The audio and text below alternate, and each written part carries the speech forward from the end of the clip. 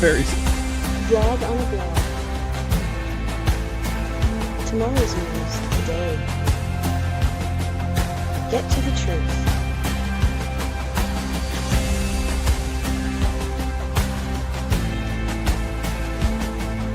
Comment, subscribe, share. Visit us at yadaya.com. Oh, what an improvement. Oh, so much better. Absolutely love the new introduction, particularly with the group page. You know, it's one of the things that I have always valued is when somebody understands that the best way to make a difference in this world is to come up with a good idea and execute it well, so that you're offering something better than what others have done, and you're in a position where you're actually doing it so that people can capitalize on what you've created. And then when time permits, go back and improve it.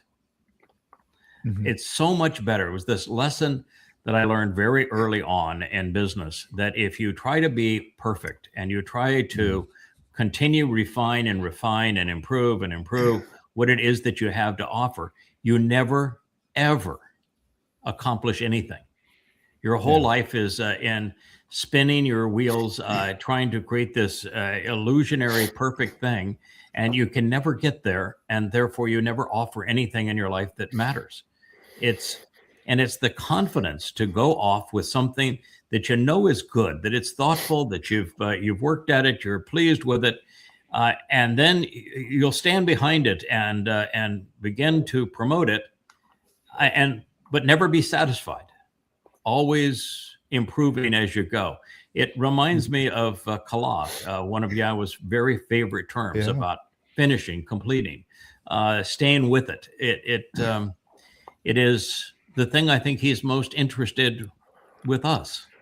Mhm. And so maybe I'm making a really big deal of it, but the fact is that we've made two real significant improvements on that introduction. And the second Yeah. one we saw today with the group shot. So thank you for all who participated in that. I think it's a lovely expression of what we're about. And Roger, this, I think, your second time to see yourself in it and as an avatar. Yeah, that's cool. It's cool. It is fun, isn't it?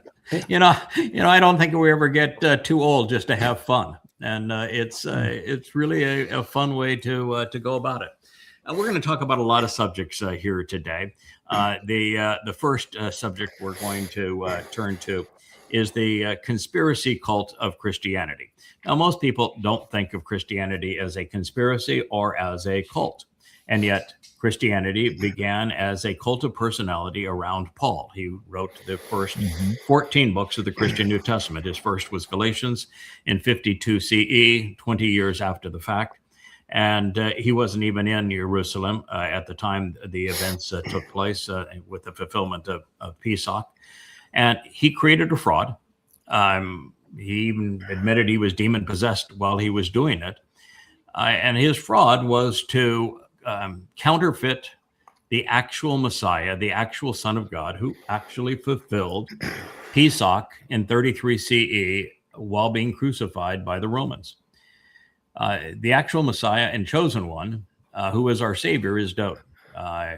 People know him as David, but those who call him David probably don't know him. He's the most interesting person in the story because he's the firstborn son of God, and the whole story from beginning to end, even in the garden, revolves around him. Paul used identity theft, literally stole everything that pertains to Dowd to create his myth of Jesus Christ. And then he borrowed heavily from Dionysus, which was the most popular god amongst the Romans and the Greeks at the time, to create his religion. And he's the one who coined the term gospel. He's the one who invented the name Iesu Christou, which later became Jesus Christ. And he not only wrote the first 14 books of the Christian New Testament, but the next 3 were written by his pack, his propagandists, and Mark, and then Luke, and the books of Acts also by Luke. And they were written around 75 CE. thing that people don't recognize with Paul, and I want to make two statements, then we'll look at the first slide here. First is that Paul claims to have been appointed by God, and yet throughout his letters, he misquotes God at every occasion. He never once quotes from the Torah, prophets, and Psalms accurately. Every single citation is not only a misrepresentation of what was said, but it is a gross corruption of what was said, so that his position is the opposite of what God actually said. He did it 100 times or more. Every single time, without exception, Paul misquotes God. Now, you cannot speak for God and constantly misquote God. And his basic theme is that God, through his Torah and prophets, could not save anyone, so that he gave up and Paul, who was admittedly a sexual pervert, a demon-possessed, murderous man, and told Paul, you go fix this for me. I'll appoint you to be the spokesperson to the world to contradict me and to come up with, but I, Paul, say. And that is the essence of Christianity. And if you don't recognize it, shame on you, because it is. The second thing is that he claims to have been chosen to speak for and to represent his Iousu Christou, who has been named Mr. Christ in subsequent years. And yet, do you know how many times he quotes him? None. Not once. Zero. Right. So if you claim to represent somebody and you never once quote them, never once, you don't represent them. You represent yourself. Bad Bashar. Bad Bashar. He is a bad, evil man. All right. So this first slide is a Christian trying to prove their religion by having, Jesus walk out of the tomb, this giant stone. And there he is. So that's their proof. Now, let's just get real here. There was no one named Jesus in the first century in Roman-occupied Yehuda. None. In fact, there wasn't a person named Jesus until the 17th century. That's a fact. There was no Mr. Christ. There's no prophecy about an arriving Christ, and there was no Mr. Christ. It's a Greek title based upon Christos, which means to be drugged, to apply drugs. No such thing. The Passover lamb, by his own admission and the prophecies that he wrote about it, is David.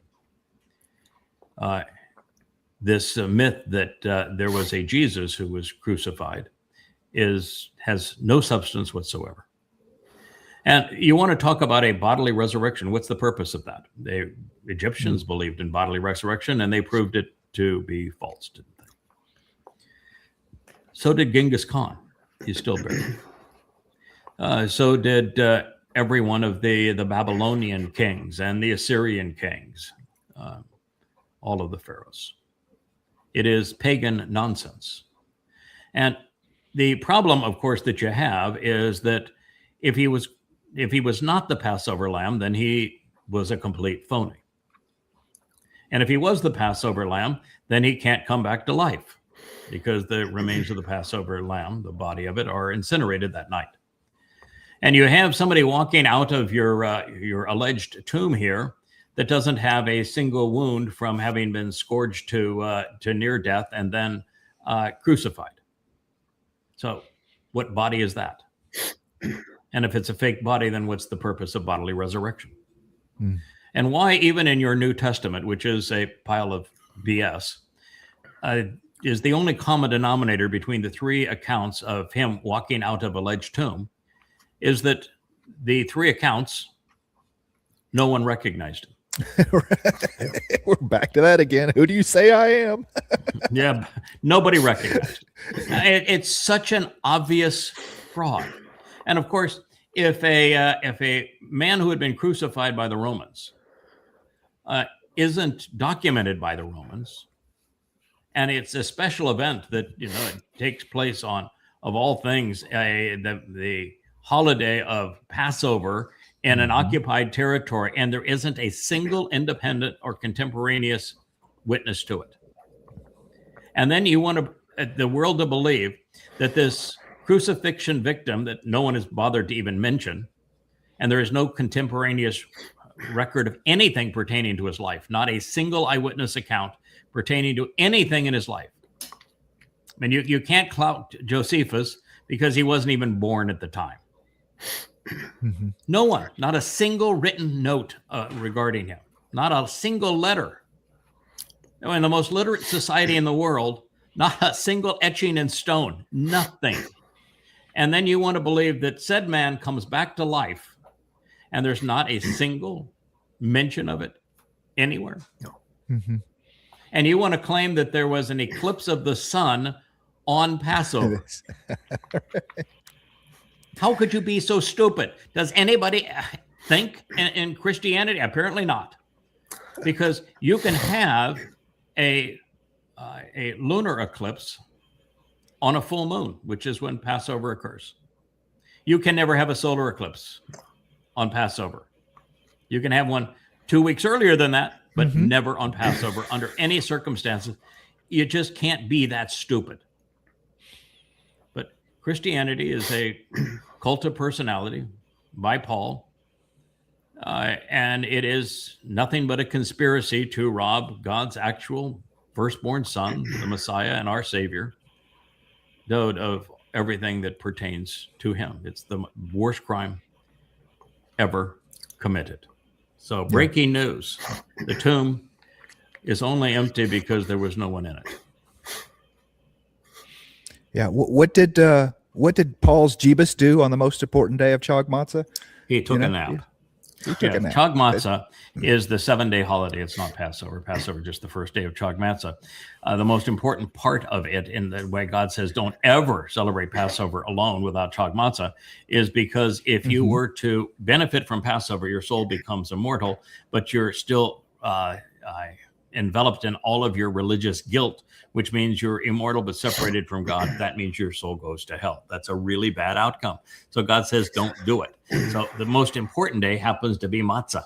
And on Matzah is when Dod's Nefesh soul carried our guilt into Sheol so that we would be relieved of it and could enter God's presence.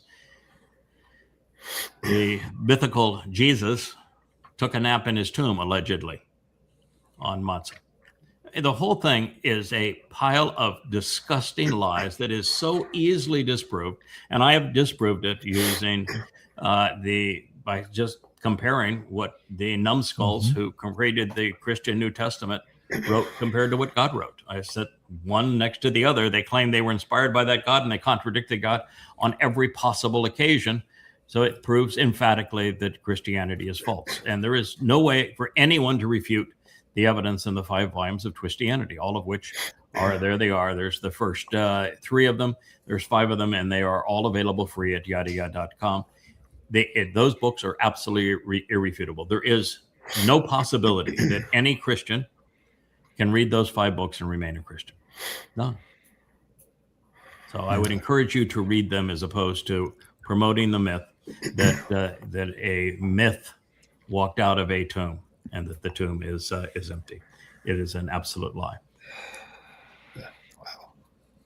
Well, a failed rabbi takes a cue from Tammuz and creates a new Isu, just following along that same thing. And it's a little wonder why, Dionysus and Bacchus were formed against that. He was plowing fertile field there. Yes. And once Rome got its hooks in it, Yeah, in fact, almost everything in Christianity is a regurgitated Babylonian, Assyrian, Egyptian paganism. The Trinity is, the cross is, the Son of God being a god is, the death on the vernal equinox and then the conception. So it's that 9 months later you would have the birth of the Son of the Sun. Church steeples, halos. I mean, Christmas, Easter, all of it is pagan, and it comes from Babylon. So what they did is just simply usurp the most popular religions so that they could appeal to all of the pagans around them, and they just use different words, different names to apply to pagan mythological lies. Christianity is the dumbest mass hallucination perpetrated on humanity. Yeah. I think the only, I don't know if this, maybe call it semi-credible, but Tacitus has a one-line statement written 300 or 400 years after the fact where a Crustacean was crucified by one of our constables, Pontius Pilate. Yes. 400 years after the fact. That is not a contemporary eyewitness. And of course, he's saying it because at that point, Constantine and Eusebius in the 4th century had essentially made Christianity the religion of the realm. And so at this point, it is appropriate for a Roman to promote the religion that Imperial Rome is going to use to subjugate the world. So no, that's hardly an evidence. No, there is none. I mean, there really is none. And the actual Christian New Testament is rubbish from beginning to end. It is so poorly constructed, so filled with the contradictions and lies that it's laughable that there are people who believe this rot, and it is absolute rot. And speaking of rot, it doesn't get any more rotten than this rot. So this fellow here, he is speaking. You can play just a little bit of it, just to have people get some feel of it. Give me just a second. I gotta. Okay. While he is doing that, what this fellow is doing is he is trying to convince Muslim boys that they will have. You can play it at any time. I'll talk over it. He's trying to convince them that if they die as a suicide bomber or as a jihadist, that they're going to have all of these virgins in paradise. And as the Quran says, these virgins don't menstruate. They don't have saliva. They don't have mucus. They don't have urine, and they don't poop. They're non-pooping virgins. And you, as a former jihadist, are going to have the sexual power of 100 men to rape them on whenever you wish to, because they're your slaves in paradise, and they're the reward for you going off and killing people and raping them in this world. So, if you are stupid enough to believe that, then there really is no hope for you as a person. But what's really amazing is that it is obvious that Muhammad lied. I've written 5 volumes to prove that Muhammad lied. You probably have the 5 volumes that you could put up there as a quick shot. That is the Goddamn Religion series. I use only Muhammad's and Allah's words. I put the Quran in chronological order, set in the context of Muhammad's life using the Hadith.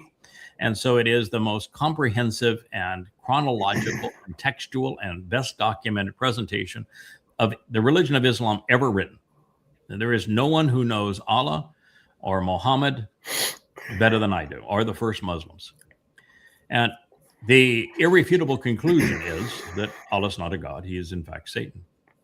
That Muhammad was not a prophet. He never got a single prophecy correct. And he was the most vile man who ever lived. Trump is trying to move him over to second position at this point. And they're still battling Paul as a pretty vile fellow as well. But Muhammad was a serial pedophile. He was incestuous. He was a serial rapist. He was a mass murderer. He was a liar. He was a slave trader. He was a terrorist. He was an overall thug. And thugs don't typically make really good spokespeople for God. And he wasn't. And he has a religion that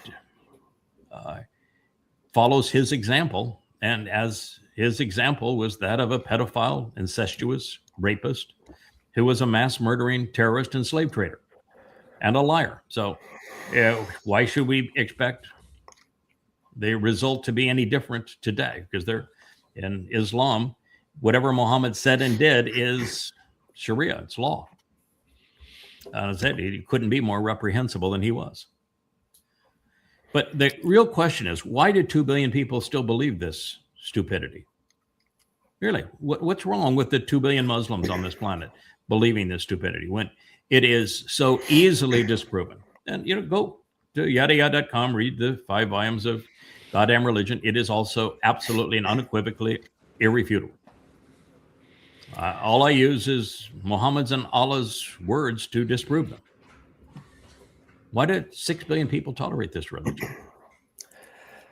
It's worse than cancer. Back in Muhammad's day, it was a fear of execution by the sword. Today, it's just following the crowd mostly, and there's still violence associated with not being a Muslim in some countries. Of course, yeah, they kill most people like me for exposing their religion. I've had thousands of death threats, so it's just part of it. If you're going to have the courage to expose and condemn Islam, particularly with evidence and reason, they're going to come after you, and they do. But I think our biggest issue today is that Marxists have formed an alliance with Muslims. It's the dumbest alliance and probably in human history. But that alliance began with Hitler and the Grand Mufti when they agreed that there wouldn't be an exile of Jews after robbing them in Europe, but they would be exterminated was the result of that. And Marxists and Muslims have been together ever since. You look at the Democratic Party in America, they're pro-Islam and they're 70% Marxists. It's a travesty that what has happened to the human mind, because Marxism is a completely failed economic and political scheme that has never worked anywhere and has been disastrous every place that it has been tried. In the last century, it has been responsible for the deaths of nearly 200 million people and a world war. Islam in the first 100 years murdered 200 million people, which was a third of the Earth's population in its first 100 years. So the two deadliest human notions ever invented. And they have merged together in what is something that is just tragic. It is that, yeah. Wow. I read this like a couple of times. Say what? Maybe you can make sense of the quote, but down there at the bottom it says James 2:12. Was there a person in first century province of Yehuda under Roman control named James? No. There probably was a person named Jacob. He would not have been a disciple, but he would have been Dode's brother, and he would have spoken on behalf of the Torah and never and against Paul. I know Paul's mantra is what the book of James allegedly attacks, but he didn't become James until the King Iam's version was renamed in 1629 the King James Version, because they invented the letter J, and to kiss up to the despotic king, they changed the name of the alleged disciple from Jacob to James, just to kiss the tush of the English king. That's how disgusting all of this is. So there was no James, and by the way, there was no Jesus either. Well, the Torah, Torah, that's rabbinical. And there's nothing in freedom about rabbinical. Rabbinical is not about freedom. It's about bowing to the rabbis. If you want to have freedom, you got to go to the Torah, Towrah. Correct. And the wah in Torah is essential. That's where the O sound comes from. And it was this corruption by rabbis over the years and their Shiva system, which is named fraudulent. That's what the Hebrew word means. Shiva. That Shiva system was designed to corrupt the nature of the Hebrew alphabet. And so they removed letters, replaced letters with other sounds just to obfuscate, particularly the pronunciation of Yahweh's name. And Torah, like Shalom, is written with a Wah. And the W is what conveys the O sound in Torah. It's the Wah that conveys the O sound in Yahweh's name. And so when you're looking at Torah without the Wah, that's a rabbinic corruption. And oh, by the way, the rabbis don't use Torah to describe the book that was inspired by Yahweh and written by Moshe. They use it to describe the books that were written by the rabbis, also known as the Talmud. Yeah, this one's a head scratcher. I have no idea what they're trying to say. And here, what is a you know. Bible Jewish? It's What is a Bible Jewish? Yes. First of all, Bible is based upon the Hebrew word Babel. Babel is the name of Babylon, and it means to intermix and confuse. So to commingle truth and lies, to confound, is the term Babel. Bible is Babel. It is a horrid term. God does not have a Bible or a Babel. And Jewish did not exist until the 17th century. So there is no Jewish.Bible at all. It is not complete, not incomplete, not Jewish, and not Bible. I mean, every bit of that is wrong. There is a Torah, prophets, and Psalms inspired by Yahweh, but it is not a Bible, and it is not Jewish. It's Yahweh's. So it's just made this stuff that is shoved down people's throats on the feeds of the likes of X, with the AI Grok running oversight and being utterly stupid. I mean, Grok doesn't have a clue on any of this. Grok is running an operation where the only thing that is absolutely and totally approved are lies. You can lie all you want, and he'll promote it, or it will promote it. Well, look at the Tates. Mm-hmm. One of the most popular sites on X, and they are absolute scum. Look at Tucker Carlson, demon-possessed, lines, anti-Semitic scumbag that's bribed by Qatar. Very popular. It's a shame what X has become. Yeah. This is a quintessential example of where more Babel is better for the religious. I mean, if we can Yeah, throw this is a full as spread much- of Babel right here. Yeah, right. Let's commingle it all together. I mean, Quintessential smorgasbord of Babel. He's jealous because we started the word of the day, and quintessential seemed. I mean, I can't spell it. I can't spell it. But I'll you work did a that nice one in. You did a nice one working it into the conversation. That's it. What good is the word of the day if you can't work it in? Okay, so this is another post. People just are really up in arms, particularly on X, hating Israel. Hating Israel has become the cause celeb on social media, and particularly on X. Largely, I think, because of the founder, not founder, but the owner of X is anti-Semitic as well. Certainly, he's a racist based upon his posts, and a promoter of he's kind of like a carnival hawker as it relates to his promotions of nonsense. Speaking, of course, of Elon Musk, but end all aid to Israel. Okay, you can do that, but if you want to do that, give them the Sinai back. Mm-hmm.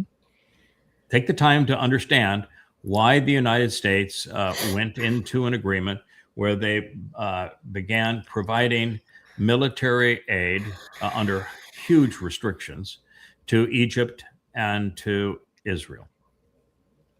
And when you do that, you'll recognize that it was part of the Camp David Accords, that Israel, during the 6 Days War, had defeated the accumulated Islamic armies poised against it. And they were not only took the Sinai, not only took most of Syria, they were in the position with one more day, they would have taken Cairo and Damascus. And so in the Muslims all conspired, this now the second of 3 times that they would do this in succession, to exterminate all Jews and eliminate the nation of Israel. They were entitled to what they conquered, which was the Sinai. But America's CIA and its State Department and the like have a very simple equation as to how they operate. And the way that they manage regime change and dealings internationally is who's buying U.S. weapons and how much of those weapons are they buying. So Egypt was buying Russian weapons. And the United States wanted Egypt to start buying American weapons. And the easiest way to do that was to convince Israel to give Egypt back the Sinai. And if Israel agreed to give Egypt back the Sinai, Egypt agreed to start buying American weapons as opposed to Russian weapons. And the Americans agreed to spend this amount of money with huge restrictions on Israel, where the actual allocations to Israel are more favorable to the United States than they are to Israel, because Israel has to further develop all of those weapon systems and then freely offer to America all of the advancements they have made on those weapon systems. And they're much more efficient at it than is America. So my think is, okay, you want to end that deal? Then go back to how the deal was formed, and you give Israel back the Sinai. And when you give Israel back the Sinai, they can move all of the Muslims out of Israel and put them into the Sinai. And then it's a win-win for everybody. But start at the beginning. Know your history. Act morally and appropriately. And it's not even a bad deal for Israel, because none of the American weapon systems work worth a crap anymore anyway. They don't. So- Yeah, the F-35 is the most overpriced piece of crap in the history of military boondoggles.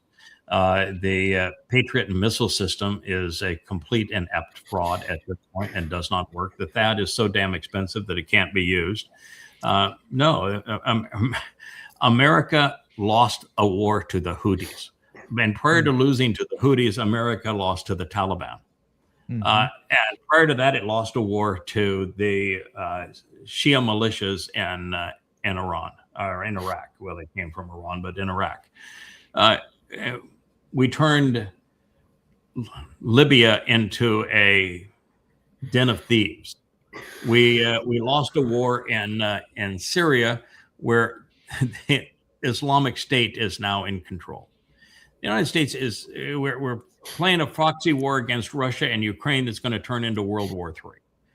We are really, really bad at it, and have lost the Iran war like 10 times over and can't figure out how to get out of it.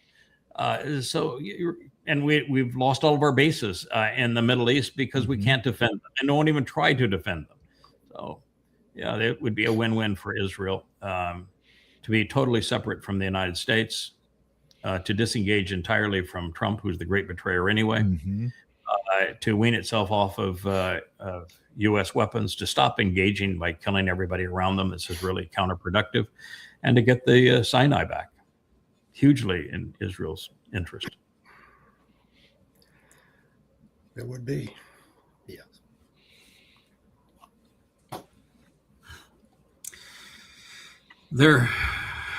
Here's Jesus at the dock, saving a little girl. I want to tell you something that is hugely immoral, because little girls who fall into raging seas are not going to be saved by Jesus.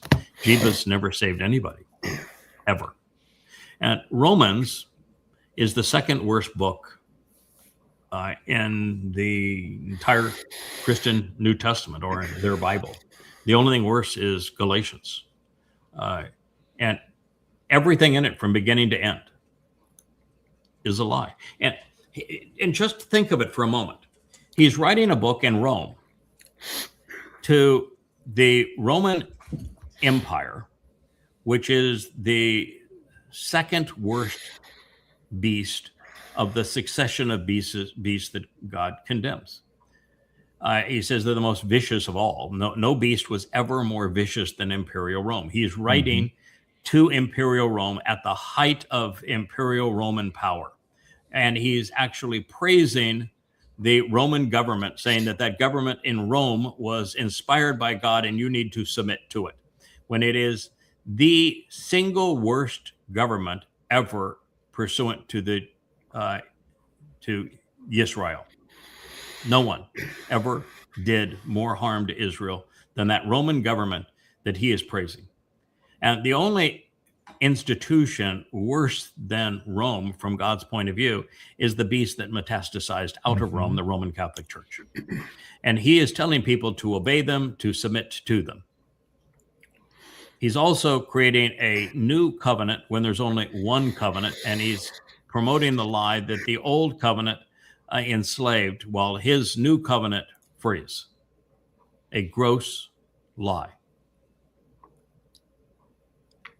It is in this book that Paul admits that he's a sexual pervert, but he says, you wouldn't have known. I would never have known that I was a sexual pervert if it hadn't been for the Torah describing what sexual perversion is, which means that he had to either be into pedophilia, incest, rape, or bestiality, because those are the things that the Torah claims are inappropriate sexually. He said, I wouldn't have been a sexual pervert because no one would have known I was a sexual pervert if it hadn't been for the Torah, which describes me as a sexual pervert. So I hate the Torah. Christians, you need to recognize that there is no Jesus, that Paul lied about everything, and it's Paul that founded your religion. Jesus wrote nothing, not a word. Which means, by the way, not only is his name incongruent with anybody who lived during that time and for the 16 centuries following that time, and not only was his title not applied to anybody at that time or in 16 centuries after that time, he didn't write anything. Everyone that serves Yahweh writes, and they write a lot. He wrote nothing. He's a fraud. Yeah. His top guy, Dode, wrote more than anybody else. Those are the most scrolls that we have from Qumran. Yeah, Yeshua and Dode, and then third to that would be Moshe's Torah. So the Torah, Dode, and Yeshua, the big three in terms of the Dead Sea Scrolls. They wrote a lot. I know somebody that wrote even more than they did combined. They wrote a lot. Didn't Shaul die in a Roman prison? We don't know actually anything about Paul's death other than what Paul himself says. The rest of it's all in fables and the like. But according to him, he was arrested by Rome. Now, he used Rome as his protector. He couldn't use God as his protector. So the whole time he was writing, and people were mocking him because what he was saying was utter nonsense. I mean, he was creating blood libels against his own people, Jews. He accused Jews of murdering his God. Now, let's be clear, folks. God is not a man, and men cannot kill God. So if you start there, you realize that Paul's whole theory was completely absurd. But nevertheless, there's enough stupid people in the world to believe that God became a man, impossible, or that men killed God, impossible, or that Jews were the ones who were responsible for crucifying this mythical God when Jews never crucified anyone. But the Romans actually did, who Paul wrote this book on behalf of. I mean, talk about stupid. But, this whole thing is just a pile of regurgitated, absurd craziness and lies. But I'm astonishing that people believe it. And here, if that's you, put Amen. Amen is the name of the Egyptian god, Tutankhamen. I mean, it's an Egyptian god, for crying out loud. And this idea that God died, that men could kill God, or that bodily resurrection is a positive thing. The whole concept of what God is offering us is to replace our physical bodies such that they're surrounded by light and energy. The exact opposite of what he is saying here. It's tragic.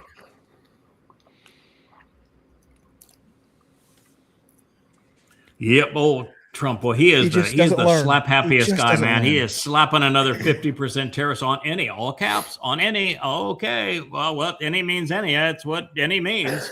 Country supplying Iran with military weapons. Because we know that all goods that sold the United States will have this tariff, and all means all. That's all means. And I hope there will be no exclusions or exemptions, except for China, of course, which would be the primary supplier of the said Mhm. weapons, because the fact that last time that Donald J. Trump put tariffs on China, he had to remove them all because China says that's just fine, no problem. Well, we're good with that. Of course, we won't be shipping you any more rare earths. We won't be shipping you any more computers. We won't be shipping you any more advanced parts for your cars. We won't be buying your soybeans, by the way, either. But good luck with that, because your factories won't run. Your Defense Department will shut down. You'll have nothing. So go ahead, play that game. See how it works out for you. Oh, by the way, we'll dispose of your treasury bonds, which will put you into default. But go ahead and play that game. Trump, you played that game before. Didn't you learn anything when you played that game and you lost? And so somebody wants to promote this as a positive. I mean, come on. How again, between politics and religion, and academic indoctrination, we've lost 90% of the people out there. Yeah, and with regards to Iran, this is just another example of them just throwing something up against the wall to see if it sticks. They are so bumfuddled by what's going on in Iran. They have no idea what to do there. I mean, so let's get a headline that we're still winning in Iran. We're doing something. Tariffs.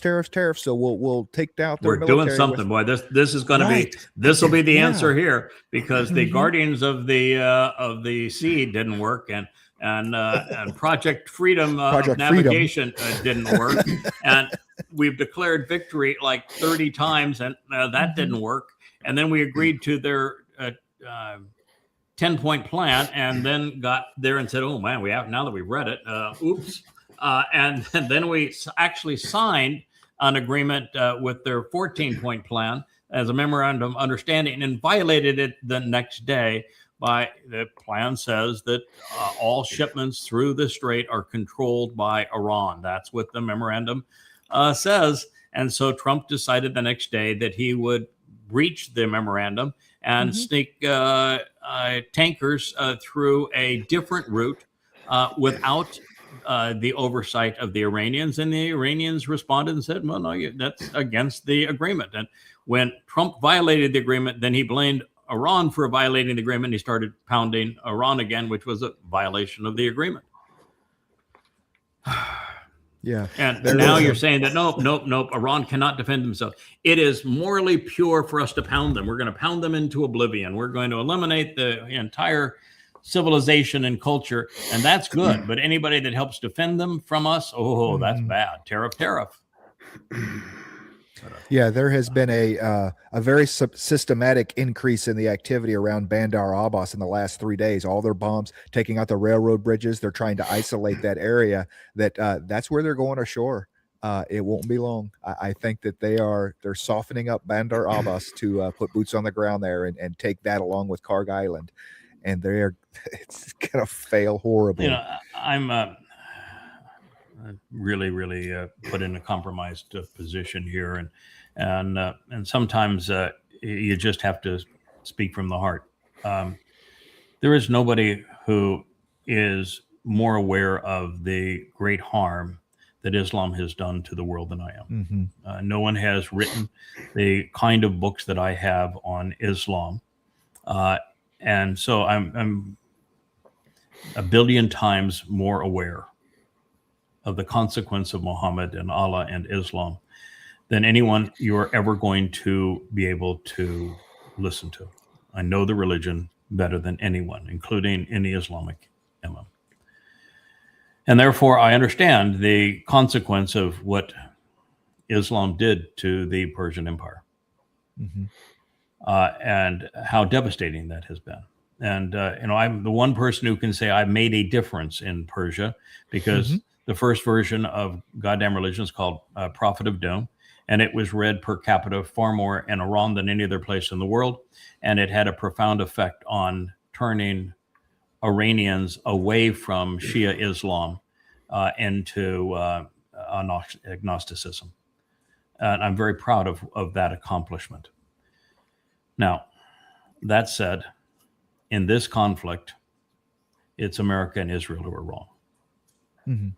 Iran did not have a bomb because they did not want a bomb. They wanted to be in a position where if they had to have a bomb to defend themselves, they could. And America killed the leader who prevented Iran from having a bomb. We murdered him. Iran refined uranium to the point that they could have a bomb in a week's time, should they need one, without actually developing one. And they were in that position for 20 years and didn't develop a bomb.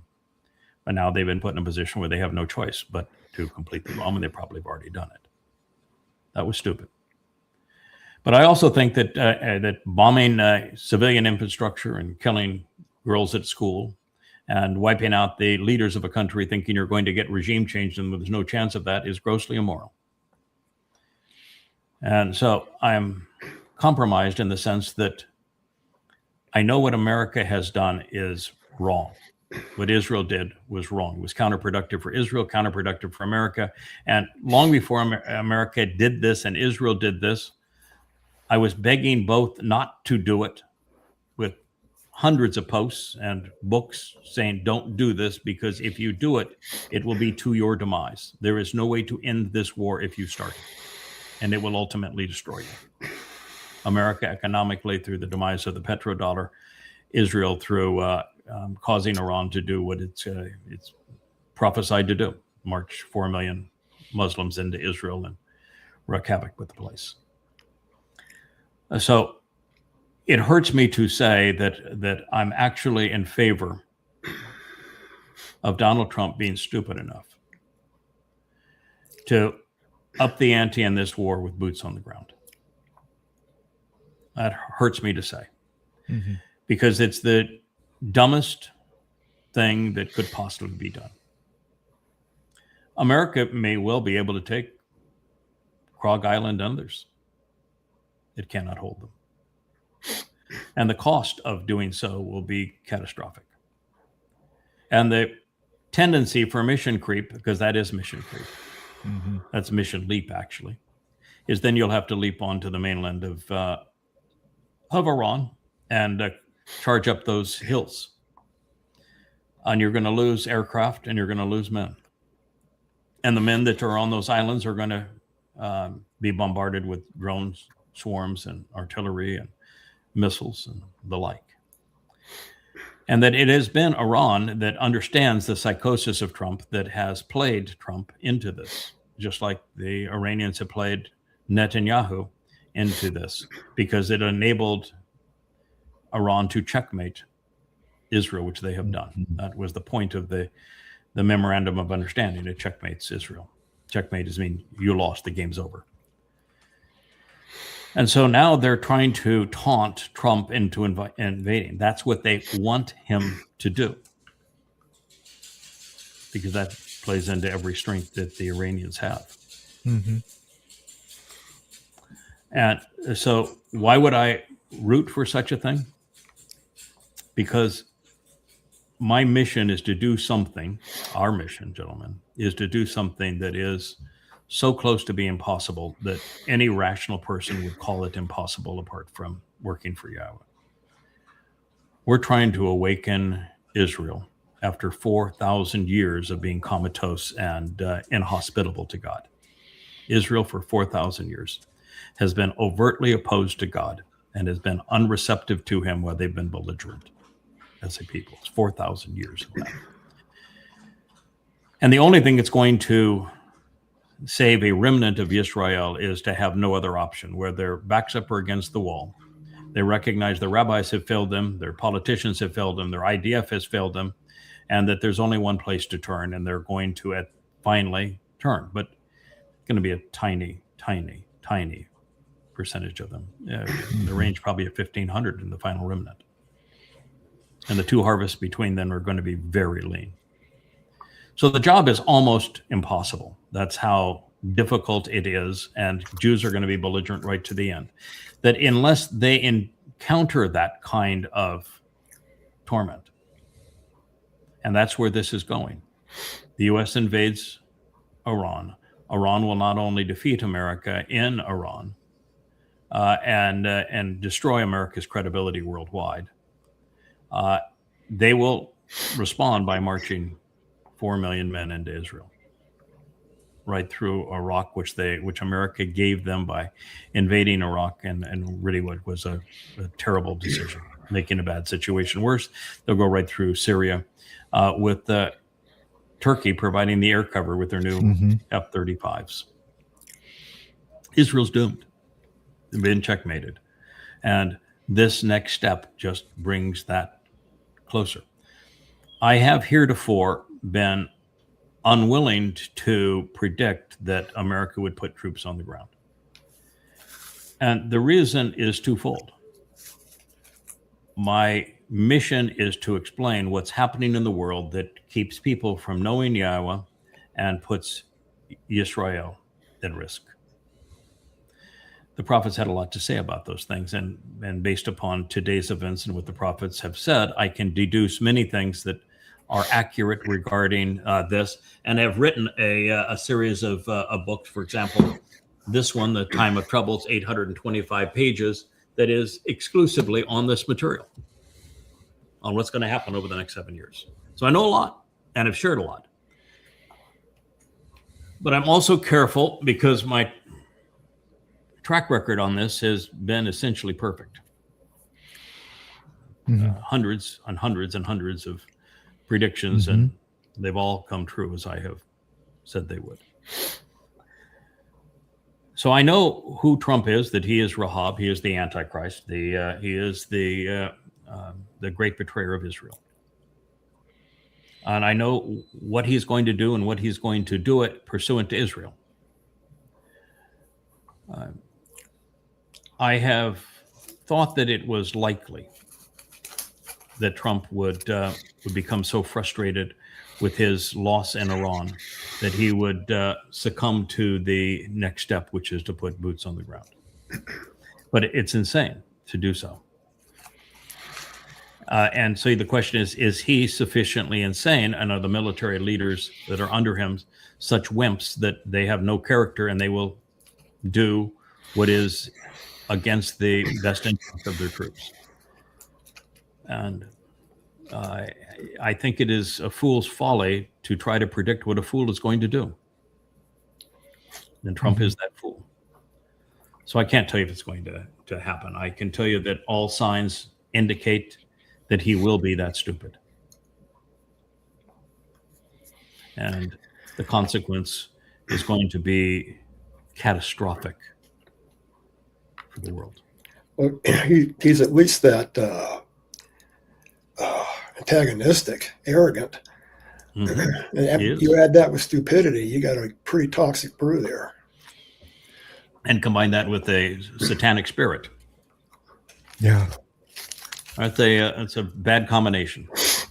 He is the person that the prophet spoke about, that would be demon possessed by Satan, that would be the great betrayer of Israel and so destructive to the world at this time. And it's not even close in terms of whether or not he is that person. It's overwhelmingly obvious he is that person. And so this is what we're all up against. And America is the great betrayer. America is the country responsible for ultimately checkmating Israel into positions where it's eviscerated and becomes indefensible. And we're witnessing that happen. And we're in the time of troubles. We entered the time of troubles on May 22nd of this year, which was Shavuot. So we're 2 months in now to the time of troubles, and things are happening exactly as the prophets had foretold. So this would be a dramatic step, and it would be catastrophic for America if it happens. Yeah, we have a very solid history of throwing good money after bad. You look at the World War II, the invasion of the bombing of Pearl Harbor. We're just now starting to see American casualties, the two now that are in Jordan from the military bases, and their pictures are being put up on social media. Oh, this little girl was killed by Iran, right? That there's going to be some heartstring and some. She wasn't killed by Iran. She's killed by Trump. Yeah, well, you and I know this, but their intention is to rile up the American people a little, so that they're a little more okay with this boots on the. We're going to go get those Iranians for real this time. Enough taking the gloves off. We're putting boots on the ground, right? It's coming. Let's go kick some Iranian ass. Yeah. So says the Trump talker. Mm-hmm. Yeah. The spin doctors are working overtime on this stuff. Oh, they really are. Between Fox and Newsmax and the mega influencers and the bots on X and the like, it's repulsive out there, and sadly, most people can't think. I mean, it's this was so proven in the Ukraine proxy war against Russia, where the evidence is ubiquitous. It's undeniable that America started that war going back 20 years ago, and yet 80% of Americans blame Putin and Russia for instigating the war that America sought. And America has even bragged, particularly Senator Lindsey Graham, bragged that the best investment America ever made was giving weapons to Ukrainians to go kill Russians. It's just despicable what America has become. I'm embarrassed. I'm embarrassed to have formerly been an American. Yeah, you had a post earlier today on the vlog page. I think it was a Waters clip or something about we were just too darn good, too efficient at killing the Iranian leadership that now we can't get a deal, gosh darn it, because there's no Iranian deals to, and I was just like, how stupid can you get?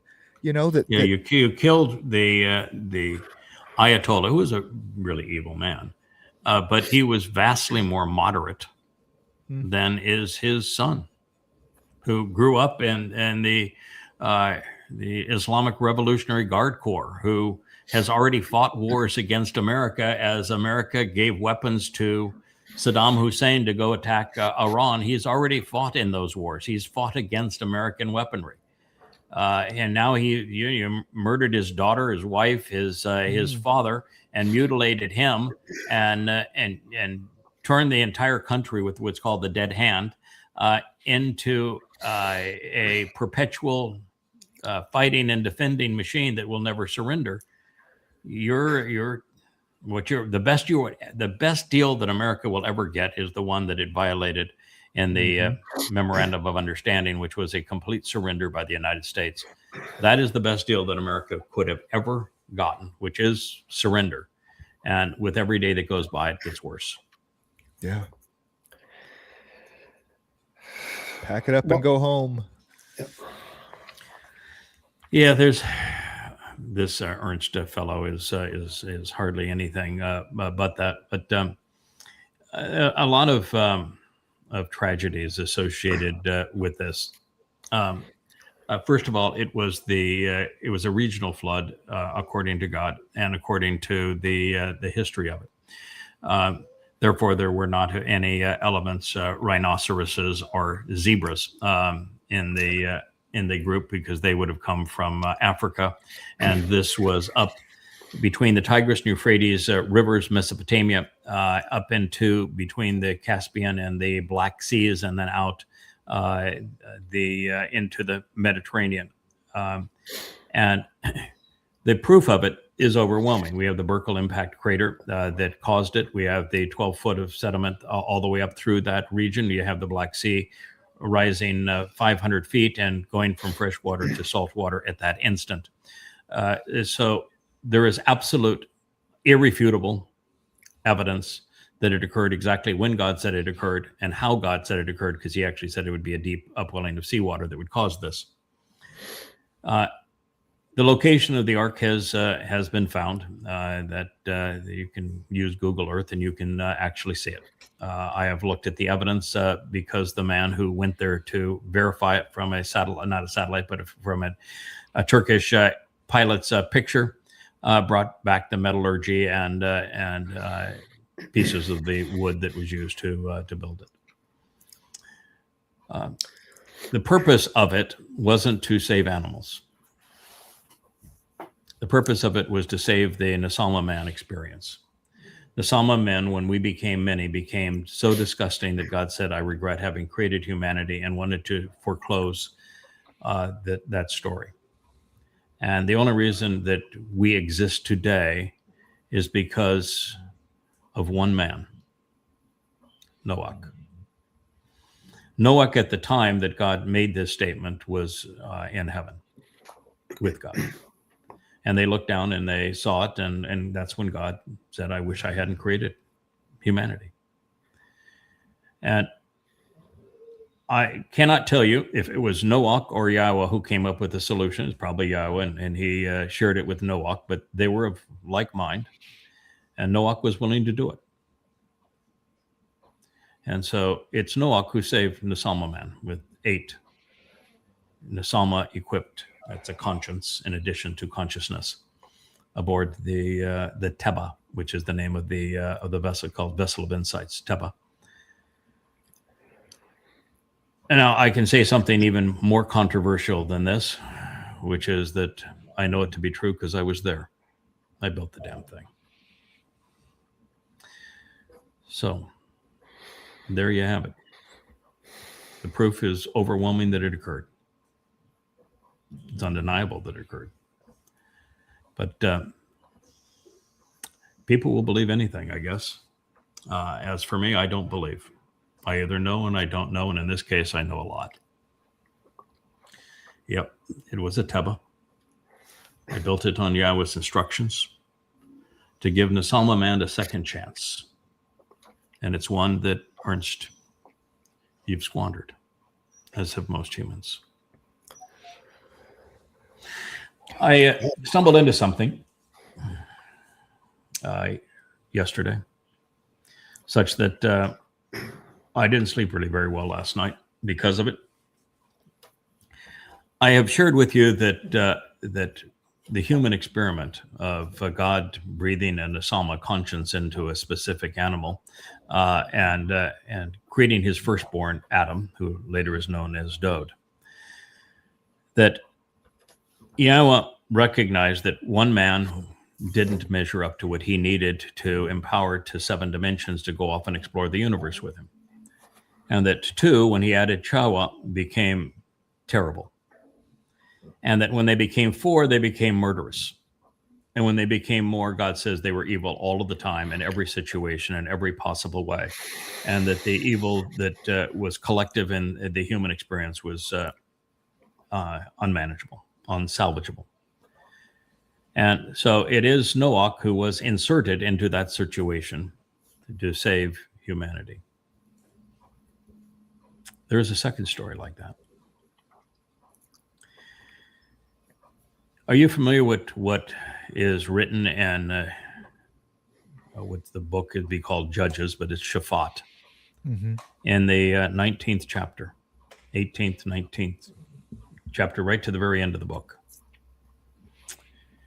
It's the story of a Lowy who has this fascination with adding a woman to his pool of women. I don't know how many he had, but she would have certainly been no closer to first than she had to be second or later. She is referred to as a prostitute. She's either a concubine or paramour, which means that it was a polygamous marriage. No big deal. God didn't care about that.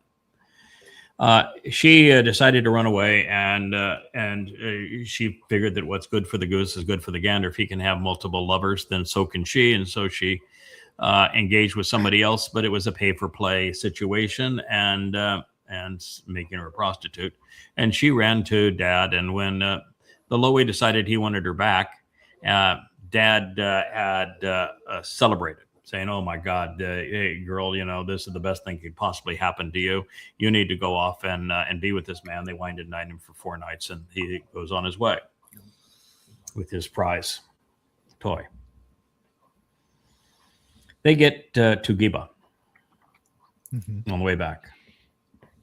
And when they arrive in Geba, there's no one that will invite them into their home, so they're out there going to spend the night in the courtyard. And the story progresses. There's a man who was from Ephraim, not a Benjamite, that says, "Oh, well, what the heck, I'll invite you. You can come to my home." You say, "Oh, well, that's the hero of the story. So there's a good guy in the story." No, he's a piece of shit, as was the Lowy, piece of crap. As the story developed, they're having a nice meal, and the people of Geba, the Benjamites, start pushing in and banging down the door. And this piece of crap that invited them into his home goes out and says, "No, don't do this terrible thing," because they wanted to know, in a sexual sense, the Lowy who would come into town. So, "No, don't do this terrible thing. That's sick. That's really abusive. That's an obnoxious thing to do. Here, I have a virgin daughter. Take her instead." And by the way, he came in with a paramour. You can have her. Do whatever you want to with her. Rape her if you want. You think rape's good? Go ahead, rape her. Mm-hmm. And the Lowy, charming as he was, he uses shazak to say that he grasped hold of her in a overpowering way. He drug her out to the street, tossed her to the Benjamites, and went in and went to bed. And they raped her all night long. They raped her to death. Mm-hmm. He gets up the next morning, opens the door, damn near trips over, heading back home, and he sees her there on the ground. He says, "Stand up. I want to go." She's dead. He hauls her back home, and with a butcher knife, he cuts her into 12 pieces, distributes those pieces all over Israel. Starts a civil war. It's the most despicable story in all of Israel. It's worse than the story in Sodom and Gomorrah. Do you know what story follows that one? We go directly into Ruth, don't we? At the end of Shabbat We do. Judges, we go directly into Ruth. Don't miss a word, one to the other. So the most disgusting sexual, perverted sexual, reprehensibly moral, and vicious act, showing the entire depravity of a nation, takes place in the last chapters of Judges. And that opens with the first chapter of Ruth. And so I'm here to tell you that Boaz was inserted. He's Noach again. He's inserted to save the nation. And he's going to be married to the same woman. This time she has a name. Her name is Ruth. She had to be imported from Moab because there wasn't a decent person in Israel. Mm-hmm. The story begins in the same place, by the way, Bethlehem. And what it shows is that for now the second time, God realized that there was no saving his people from themselves. He had to insert someone to do it, just as he had done with Noach. This time the person's name is Boaz. He's the same soul. That is why she is named the Amma, and that's why she declares that she is delivering the kinsman redeemer to him and through him. It's the same story. How about that? Yeah. Wow. Think of the implications of that. I don't think anybody's ever pondered the implications of that, of why these two stories are told that way. So, right. But there they are. And That of it's- course, they reappear at the darkest time, I think, for humanity, darker than the time that preceded the flood, darker than the time of Israel's rape and dismemberment of this girl. And that is when Dode started cursing God, Mm-hmm. because he's the only reason that the whole experiment keeps on going is God wants a son, and he turned on God. And guess what? The same people are reinserted at that point too, to save, Right. to deliver the kinsman redeemer. I'm noticing a pattern. Right. Yeah. But And here we are at the those that- end. yeah, and here we have those that says, no, that's all nonsense. Not true. Okay. Have it your way. Good luck with that.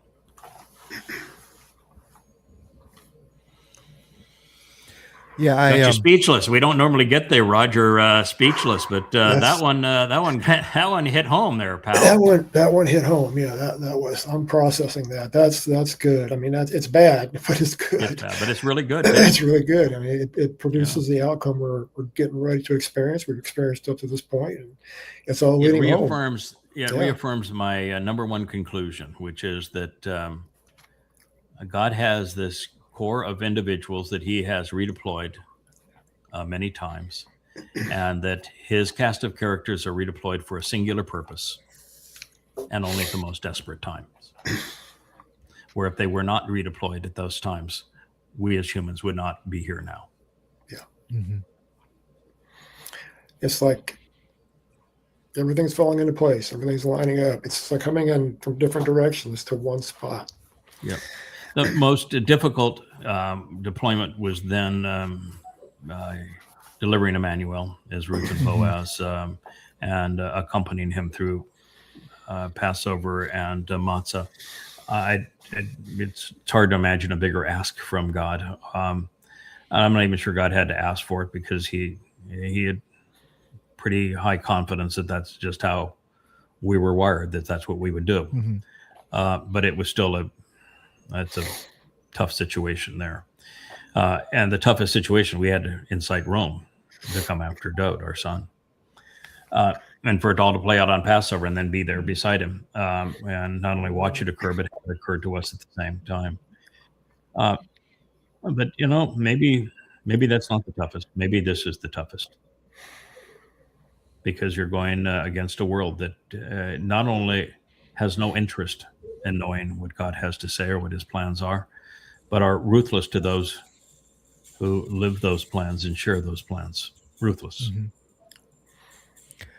Yeah, we were talking earlier about Israel and the poor harvest, how few of them are going to last, and how it's going to. That it really strikes me from the book of Ruth that they have to have a Naomi moment. They have to absolutely have nothing before they're going to turn around and come home to Yahweh. And well, Naomi cursed God on her way in. She called God evil. And by the time it's done, she's rooting for Ruth, telling Ruth, "You get together with Boaz, and we can resolve this." And it did with Naomi. She came around. The men did not. The men accused Boaz as a man who was all excited over a woman who they called a prostitute.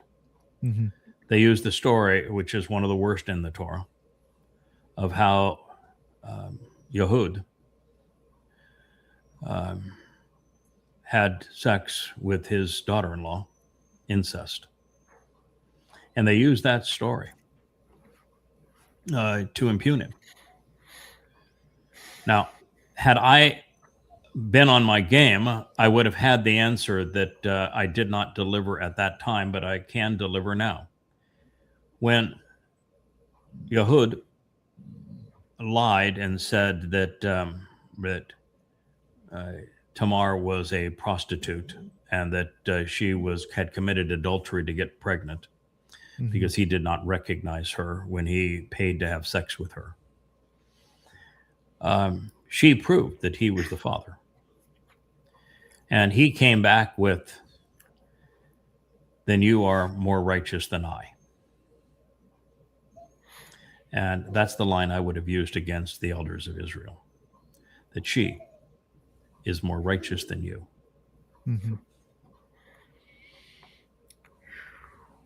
That was the line unspoken. And maybe Boaz was just saying, I need to give you some cannon fodder for going forward. Use the line. right. I set it up for you. Use the line. And I will from the Temple Mount. When they continue to attack Leah, who is Ruth. she is more righteous than all of you.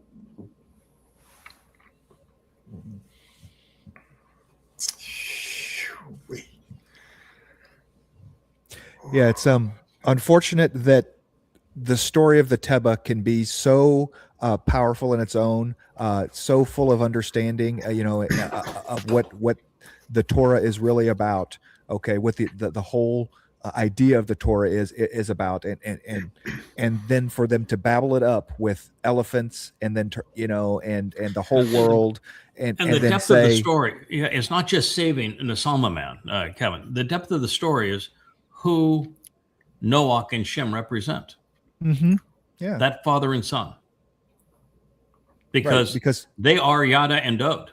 They are the characters as they go through God's entire story, and they're the ones who are there going to Abraham and Sarah saying, you're going to have a son, and it's going to be this miraculous insertion of a soul into her womb, which is exactly how these individuals are put in this position by God. And God says, yeah, it's the greatest of all miracles, what I'm doing here. And that explains the whole concept of redeployment of souls right there. And then 10 years later, they're accompanying Abraham and Yishak up Mount Moriah to be the first to ever understand how this event will ultimately serve as a dress rehearsal for what will happen exactly 40 Yobel after that point, 2,000 years, from 1968 BCE to 33 CE, when my son then, Shem, is Dod, and he serves as the Passover lamb, and I am beside him as his father. That is precisely what that story represents, and that was the last year of Noach's life. And when you put those pieces together, now you have one of the most revealing and important and enduring and enlightening stories humanity has ever encountered. And what did the people do? How did they respond? Make it a fairy tale. They make it a fairy tale and mock it. It just and they mock the person who's telling them the truth about it for the first time ever. Oh yeah, yeah.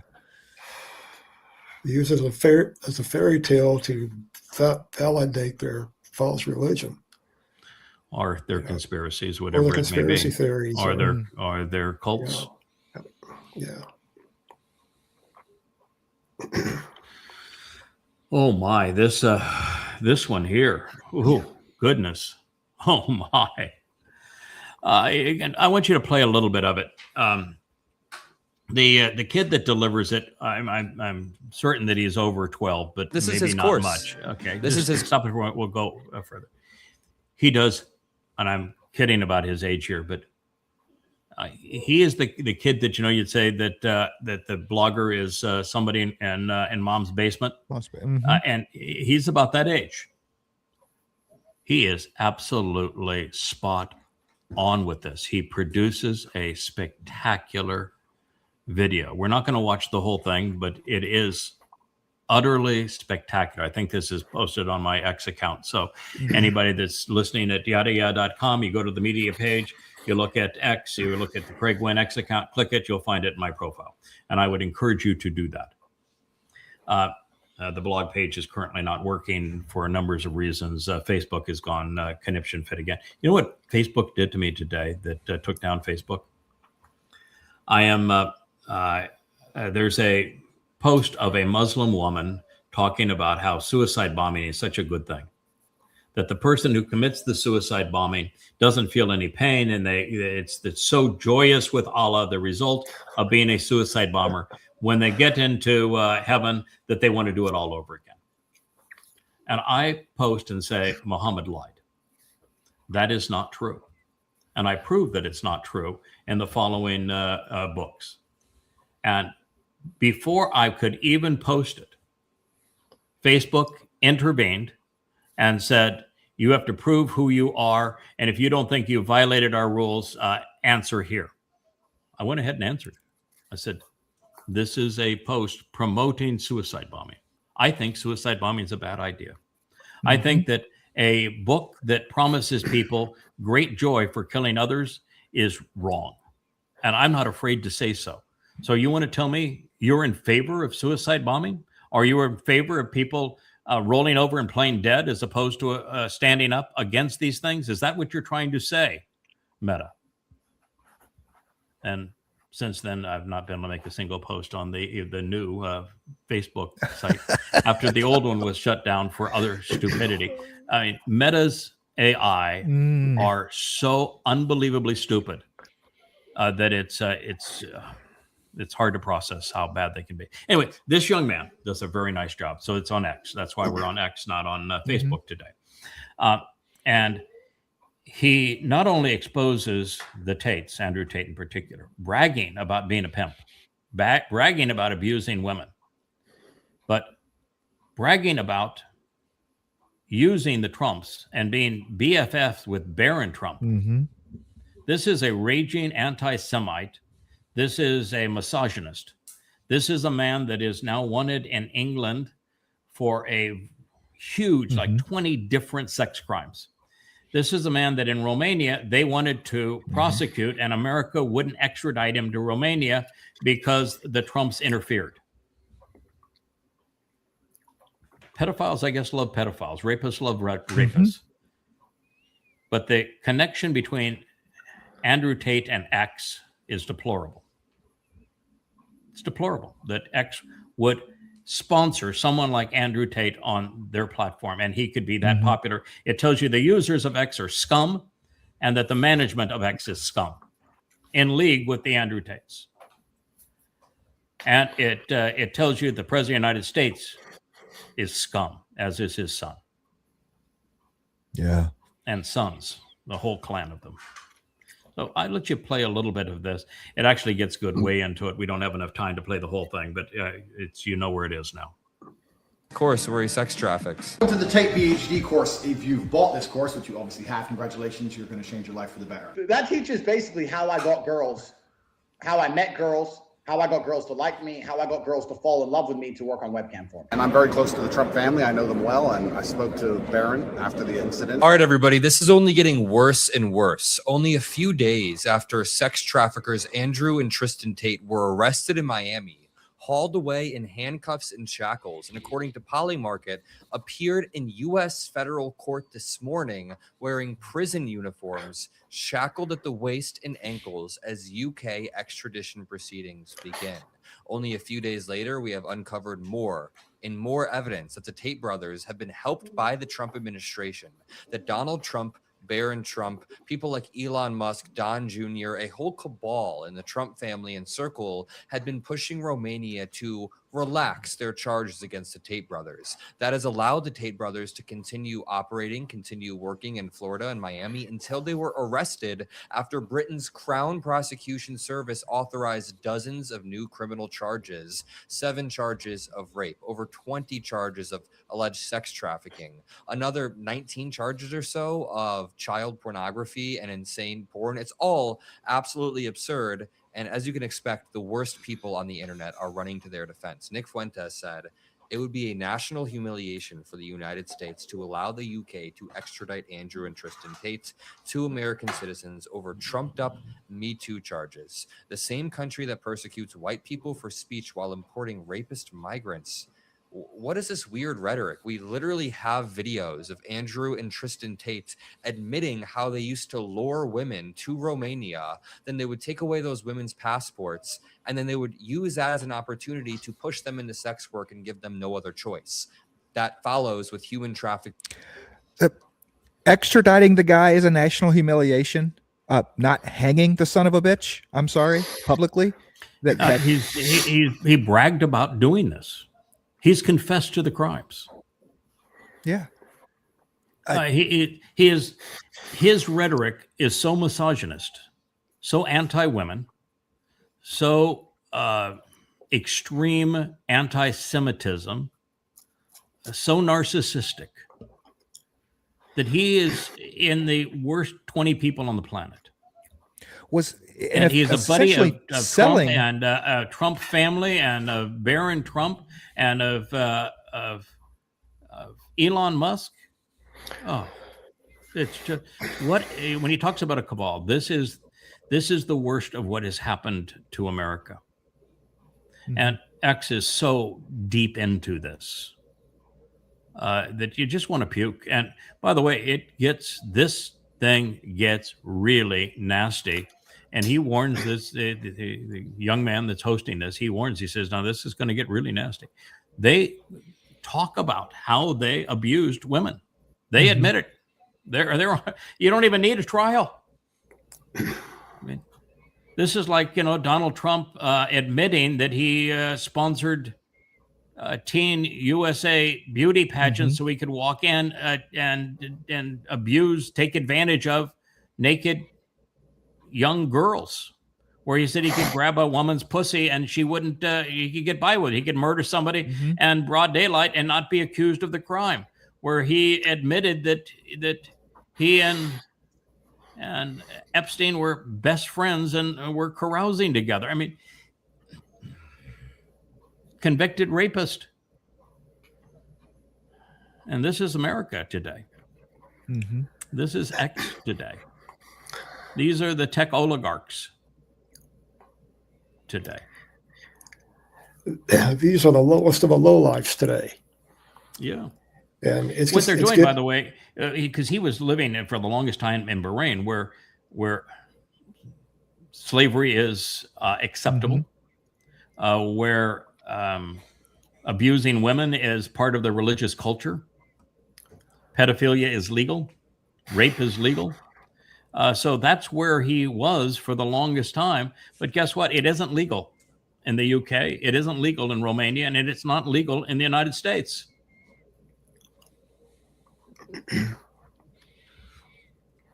I get it. Yeah.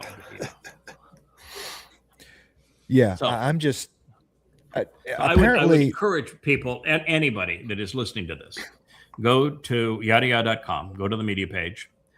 You'll find the links to X. I would send it to Facebook, but Facebook is too stupid to be functional anymore. Go to the X page and the Craig Winnett X. There's a bunch of them, and you will find this under my profile. It's 30 plus minutes long. You should listen to it in terms of just how utterly reprehensible one of the most popular accounts on X has been. How X is promoting sexual slavery and rape and anti-Semitism, and how the Trump family is all entwined in this, including Barron. This is very, very serious stuff. So I congratulate this young man for bringing it. I've seen others of his presentations before, and I have a tendency just to turn them off just because of of what's happened to Gen Z in this country in terms of dumbing down Gen Z so they can't think. Well, he's a glorious exception to that. So my hat's off to him. Now I'm probably going to find out at some point that he's an anti-Semite too, and he's a Marxist, and that he has all sorts of other things that are wrong with him, Right. and that may be true. And if so, then I won't ever publish anything from him again. I can just say on this subject, and I only listened to the first 15 minutes of it, but on this subject, the young man did a really fine job of doing this. And I remember last week I was after the death of Lindsey Graham, and there was a Russian saying we're not going to grieve for him because of the horror that he imposed through his proxy war, claiming the best investment America ever made was arming Ukrainians to go kill Russians. And then Rich tells me, well, the guy's a raging anti-Semite. And I said, well, that's disappointing. I'm glad that we are acknowledging that he's a raging anti-Semite. He happened to get this one quote right. I won't make the mistake of using him even to make a valid point going forward. And that's really becoming difficult because there's so few sane people in the world today that aren't anti-Semites or Marxists or some other or overtly religious. It's tough to find them, and anyway, this at least through the first 15 or 20 minutes was really, really effective.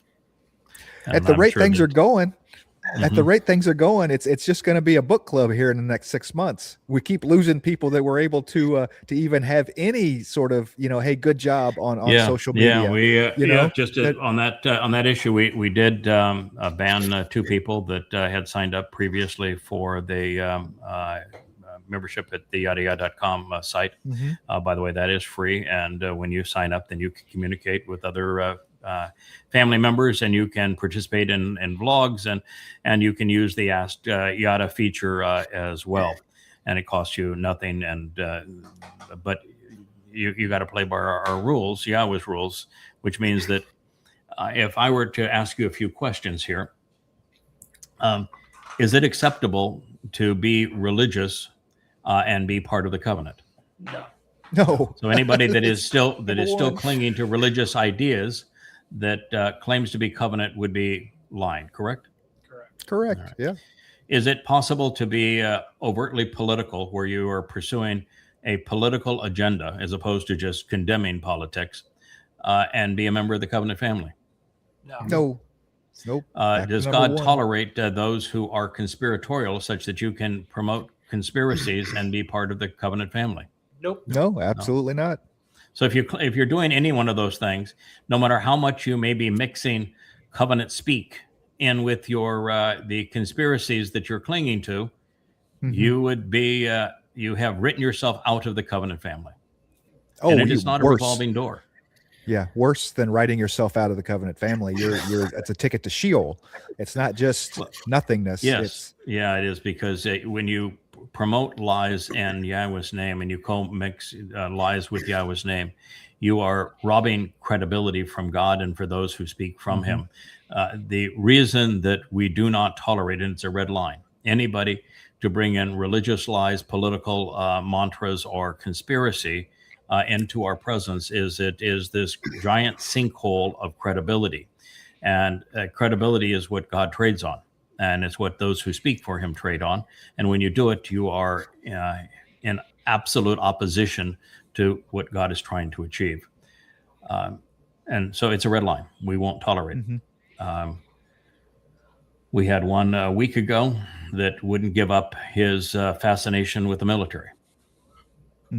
I'd warned him 3 or 4 times. And so have others that, his constant preoccupation with the military wasn't going to mix.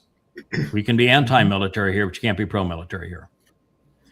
And this other one is a person that I promoted that I thought was really smart, and that wrote well and spoke well and had such promise, but couldn't give up conspiracy, and was insistent in mixing conspiracy under a Yahweh brand. I said, you can't do that. You can choose one or the other. You can be as conspiratorial as you want to be, just remove all the Yahweh branding. She wouldn't. In fact, she doubled down. So I just said goodbye.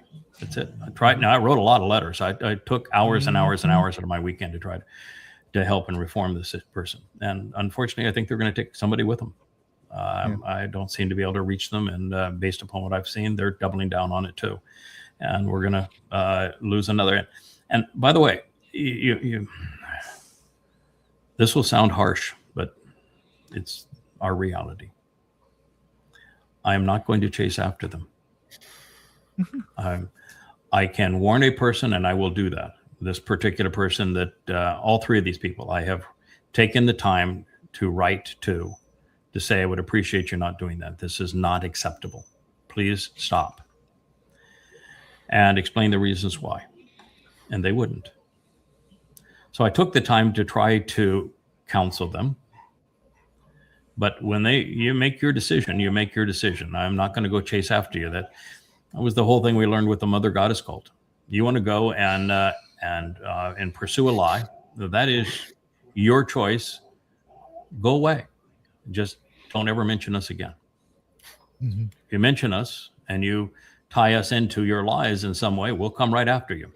We will defend our credibility, as we have done with the Mother Goddess cults and torn them to ribbons. But With the others, just go away, and you'll never hear from us again. But you pursue this agenda, and you will. Mm-hmm. And you will go from unnamed to named. And right now you're unnamed.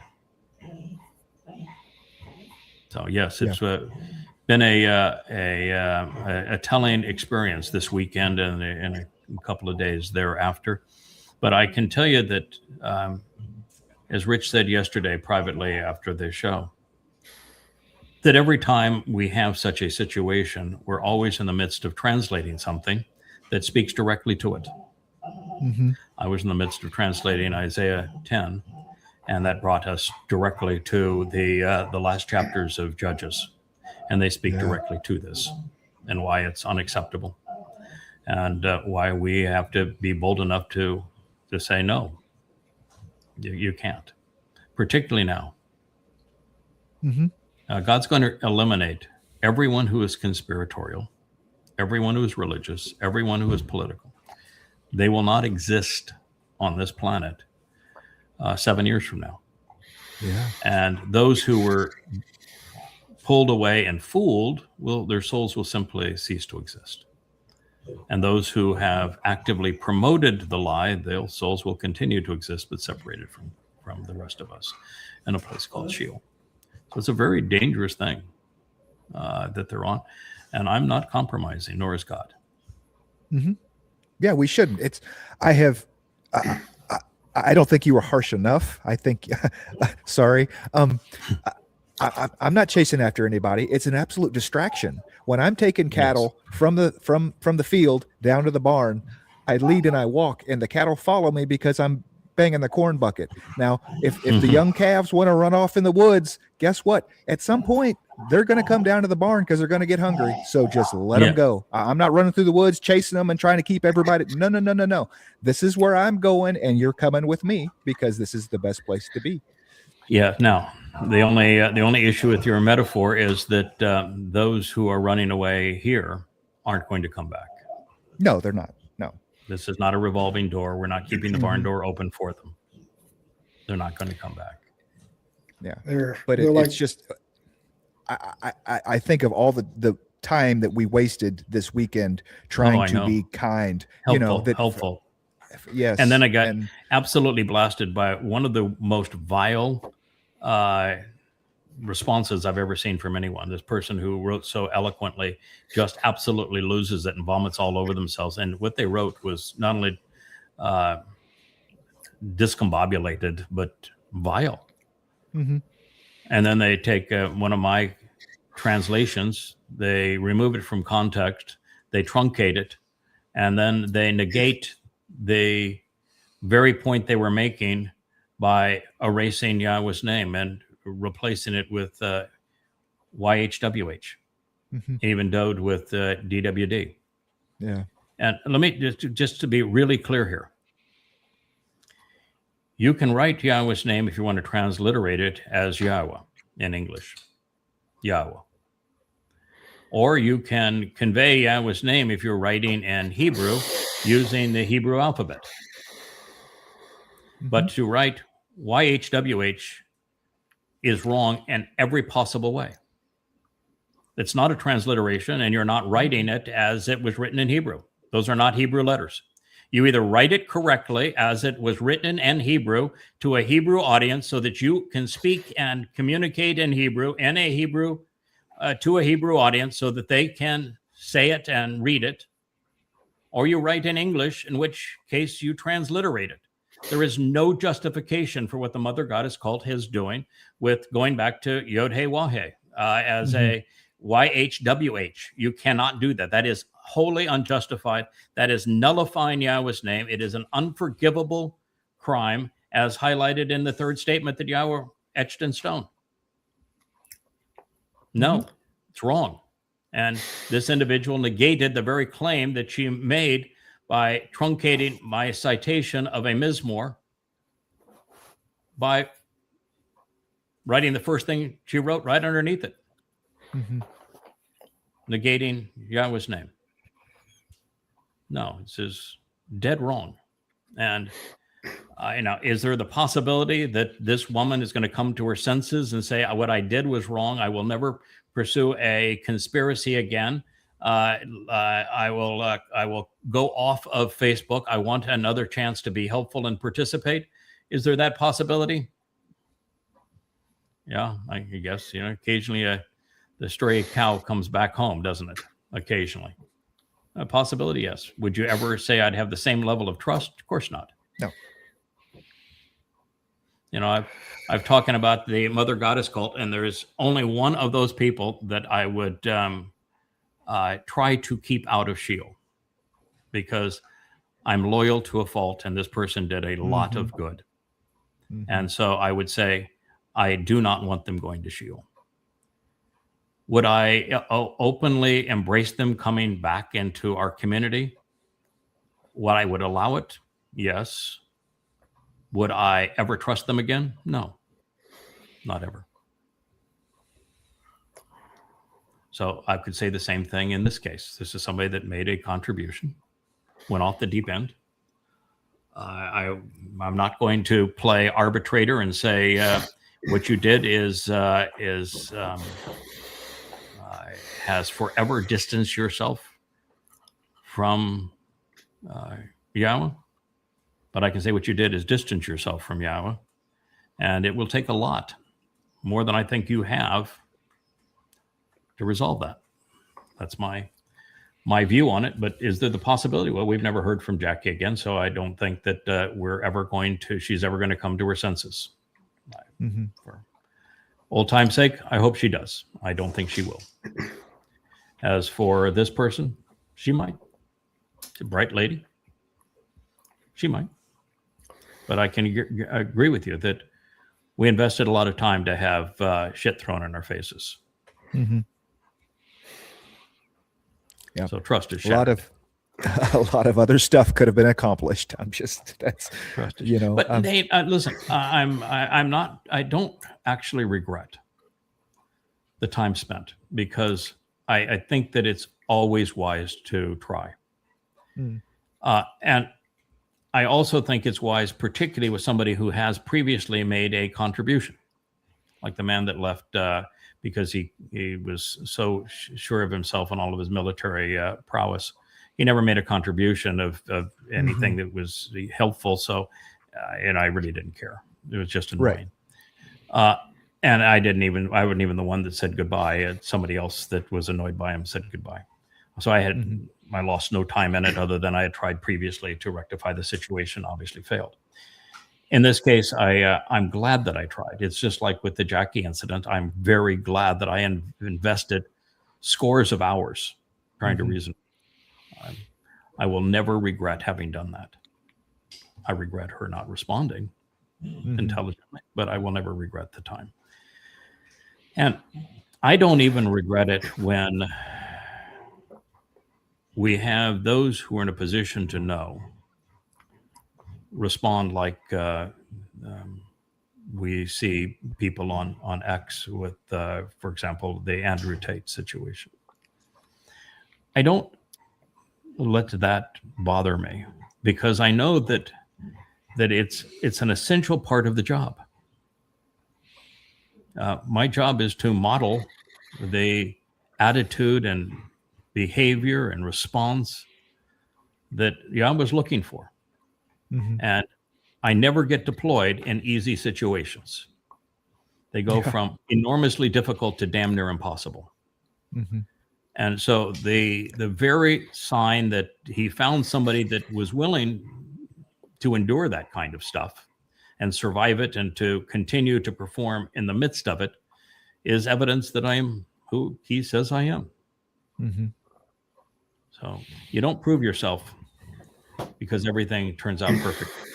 I would have to say that there were times, Roger, when you were a fireman or when you were a hard hat diver, when things went bad. And when things went bad and how you responded when things went bad, that demonstrated your character. Oh, absolutely. Multiple times things went sideways. I call them sideways. And you gotta figure out why, and you gotta figure out why fast. And so it's your experience that comes in to get yourself out of situations like that. But yeah, it was dicey there a couple times. I mean, real dicey. So yeah, I agree. And people like we're talking about, I hate to say this, but it seems like there's got to be more the closer we get. I think so. As it gets down to the final few. There's no number for the final few, but few means few. Yeah. So I think it's going to be very lean. Yeah. And I think it's lean for a lot of reasons, Roger. First, let me just speak to your point. I don't think we can respond effectively in the moment and make the right decision unless we are tremendously prepared, unless we have invested the time to learn the material that we must study, whether it be hard hat diving, firefighting, or Yara. Unless we have that foundation of knowledge and understanding and have been tried and tested in prior times so that, and we even rehearsed for these things, you don't prevail in a situation that is that threatening unless you're prepared. You don't get lucky. It's because you were prepared. You were ready for it. Exactly. So that's I just want to speak to that because this didn't happen by accident. No, and it's a combination of training and experience. Yeah. As you speak of the number of people for the harvest and the final remnant being few, which is the conclusion that I have come to. I think they're few for a lot of reasons. One reason is God doesn't like people very much. And a lot of people he likes not at all. That when people become many, he has been burned so many times that he's just tired of people becoming many because we become universally evil. So fewer people is far more favorable to God than many people. Second is that what he is trying to elevate the Shabua harvest team to is a really tough damn job. It's a tough job. It'll be a fun job, but it's a tough job. We work as a team in support of those two witnesses through Teruah. And Teruah is the most amazing day in universal history, and it's also the toughest damn day in universal history. I mean, you're going to have billions of people that are going to be eradicated on Teruah. And you're going to have the most gruesome sacrifice in the history of the world on Teruah. It's going to be a really rough day, and you're going to be playing to an audience that's going to be spitting in your face the entire time that you're trying to save them. They're going to be spitting in your face. There are not a lot of people that are going to be ready for that. That is way, way beyond what most people are ready for. And the last thing we need is a distraction among the core group where we're going to be looking behind our backs and somebody is doing an all-foldo at that time. You know, somebody wants to bail out now because of a conspiracy theory or whatever it is that they want to prioritize, their love of the military. They want to do that now. Yeah, okay. We lose a little time. We take care of it, and it's goodbye. Then we don't have that kind of time. We don't have that kind of patience. We don't have that. That is not going to work. And so everybody that has our back had really better be prepared. They had better be, as Roger was, experienced, having rehearsed what is going to happen, and be resilient and be ready. So I think that is few people. We could get it done with 8. 80 would be marvelous.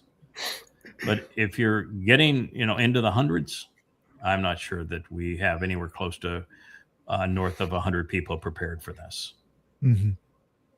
Vetted by Yahweh, trained, prepared, equipped, ready. I just do not see it. I'd be delighted with 80. Yeah, and to your point, I mean, Teruah is a big day. Don't get me wrong. Okay, it is one day. It is a sprint. It is the whole culmination, right? 3 years on that Temple Mount. 3 years. 1,250 days. 50. Yes, that is a grind. That is every day. Wake and do it again. Wake up the next being morning, attacked, being spit at, people trying to Constantly. kill you. That you're trying to awaken and save every day, surrounded by religious and political And you're going to have Satan incarnate's going to be there. Mm-hmm. And yeah, it's going to be particularly for Israel, which is not going to change, and it's going to be like pulling teeth to get that final remnant. Yeah, it's going to be really, really tough battle. Mm-hmm. And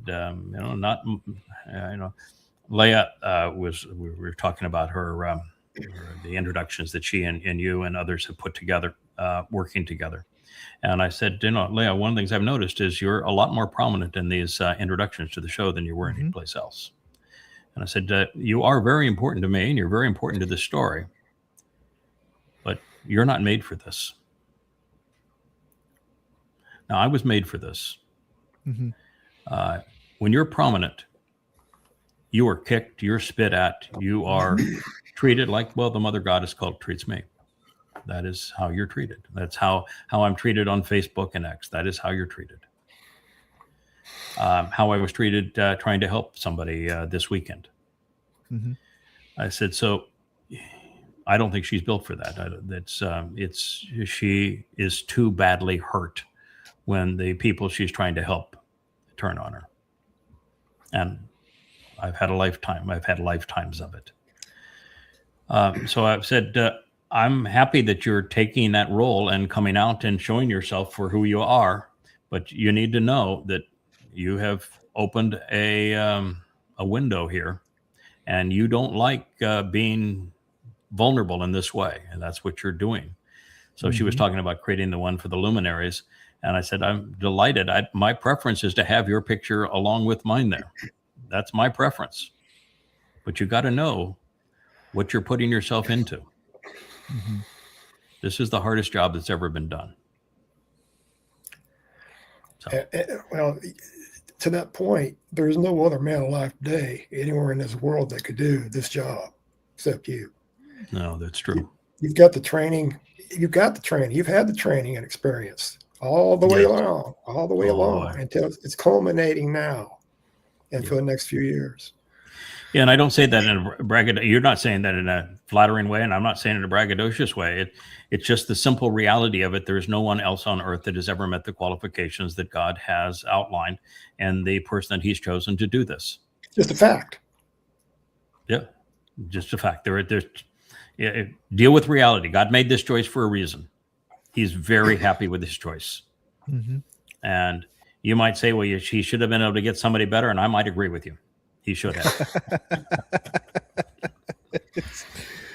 Or somebody that wasn't fits our idea of what this Yeah. person should act like, right? They should be so humble, and they should just be so loving and caring and just want everybody and so I outgoing, can tell you right? that that humble and modest wouldn't get this done.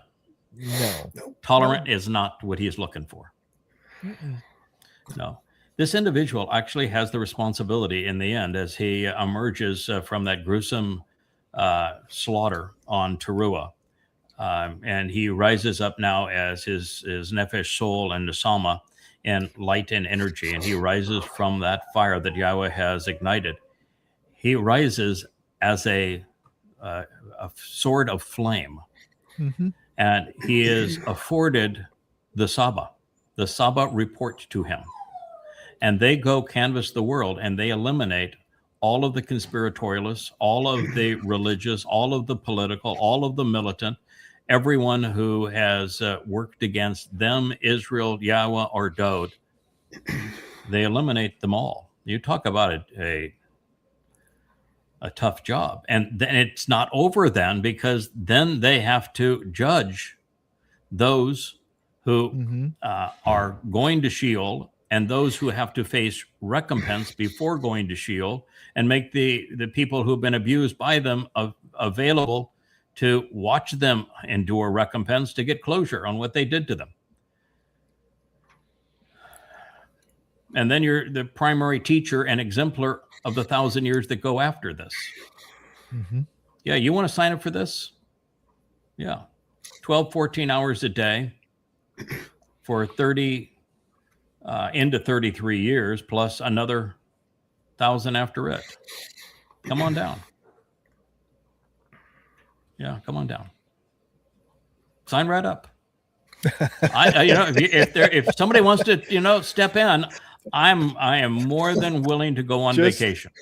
Just show I'll me your pat him on the sandal, back, right? Give him the big thumbs up. I'll toss in the sandal, and you go, girl. You go, guy. All right. You go. But you better fulfill every one of the Anybody? check boxes that Yahweh has for this person, and you better do your homework. You better be prepared, and then you need to find out just how difficult the job is.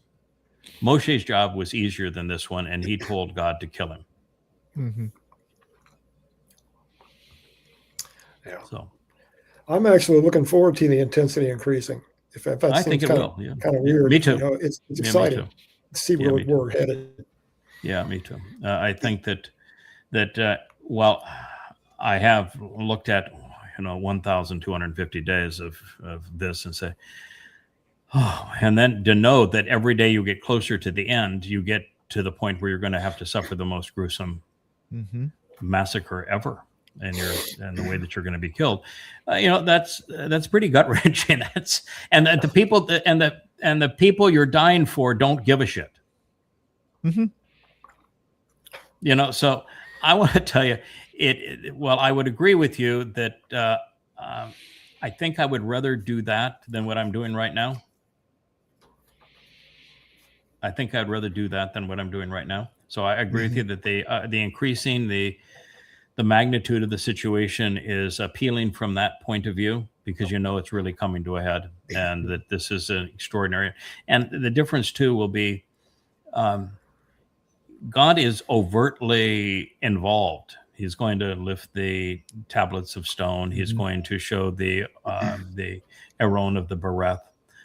He is going to destroy the dome of the Hufi print and the Alaska Mosque. He's going to erect the tent of the witness. He's going to have the jumbotron above us, streaming all manner of things from Yada Yahweh and the Yahweh blog. And he's going to bring Elia back to be entertaining. And then, of course, as we move closer to the day, he's going to become very involved miraculously in the whole process. Mm-hmm. So coordinating with God in a miraculous way, I think will be extraordinary. So, Roger, I agree with you, but to be in that situation, I want to be only surrounded by people I have absolute and unequivocal trust in. That's when God said, we're going to rebuild this team from scratch, and you're going to start over. That's what we did. And you have to have a group. Now, it's not all men, and it's not all old.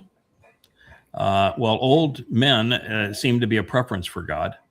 There are some young men that are part of this, several young men that are really devoted to not several, quite a few, many young people, men and women that are committed. And there's one woman besides, in addition to Leah, that is, boy, does she have her act together. So there are some that I would say I would go into that situation absolutely confident that they're going to represent Yahweh, Dode, Israel, humanity, and me appropriately. And that's what you need. I cannot survive this alone. Mm-hmm. Not even just if it was just you, Yahweh, and I. This time it takes a team. Yeah. That's why we're having the Shabuah harvest. That's why we have this time now. That's why we decided, we're not looking for anybody else to join the covenant family. If you do, that's your call. Great. And you're welcome. But, we're not trying to increase our numbers or subscriptions or followers or anything of that nature.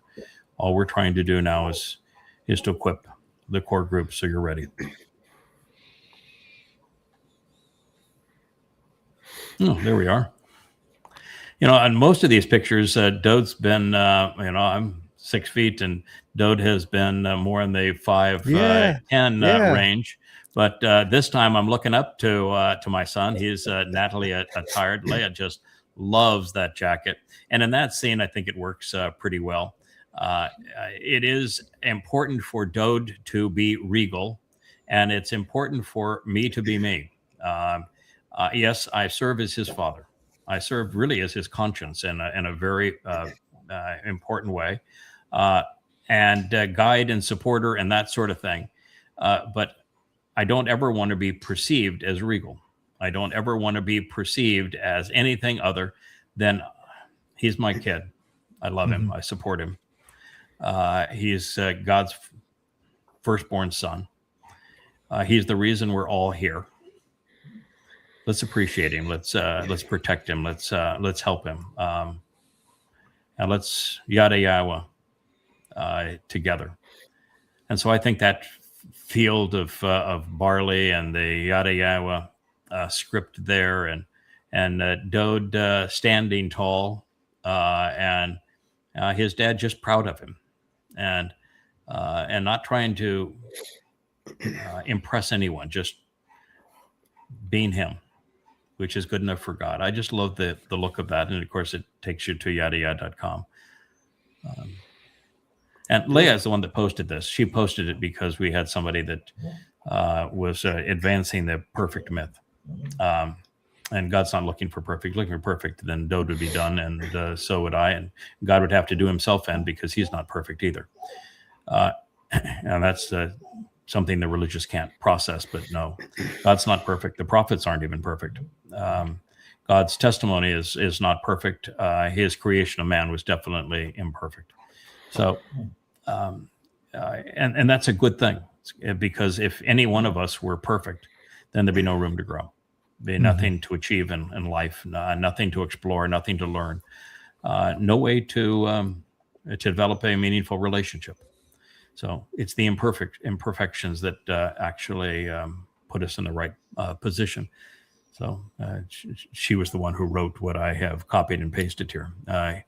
Those being chosen to work with Yahweh does not mean that one is perfect. There is nothing in this world that is perfect. Not even Yahweh is perfect. I mean, God openly stated, I regretted having created man. If you're perfect, you don't create something that you regret. And God does not seek perfection. Yahweh created us, and there is beauty in that design.